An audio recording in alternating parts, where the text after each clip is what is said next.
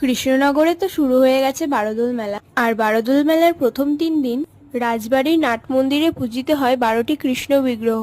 আর আজকে যেহেতু প্রথম দিন তাই ভিড়টা একটু বেশিই ছিল। তারপর ভিড় ঠেলে ঠাকুর দর্শন করে আমরা দেখলাম রাজবাড়ির রাজরাজাদের ব্যবহৃত কিছু জিনিসপত্র। এগুলো এর আগে কোনোদিনও দেখিনি, এই বছরই প্রথম বের করা হয়েছে। তারপর রাজবাড়ির চারপাশটা একটু ঘুরে আমরা চলে গেলাম মেলায়। আর আজকে যেহেতু মেলার প্রথম দিন তাই মেলা সেভাবে ঠিক করে বসেইনি। তারপর আমি আর মা চলে গেলাম একটা ব্যাগের দোকানে, আর ওখান থেকে দিদুনের জন্য একটা ব্যাগ নিলাম।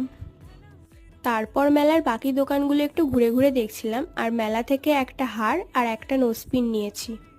মেলায় এলে একটু তো খাওয়া দাওয়া করতেই হবে, তাই নিয়ে নিলাম একটা রোল, আর বাড়ির সবার জন্য নিয়ে নিলাম পাঁশকুড়ার চপ আর মালপোয়া। আজকের মতো এটুকুই। ভিডিওটা ভালো লাগলে একটা লাইক আর সাবস্ক্রাইব করতে ভুলো না। দেখা হচ্ছে নেক্সট মিনি ব্লগে।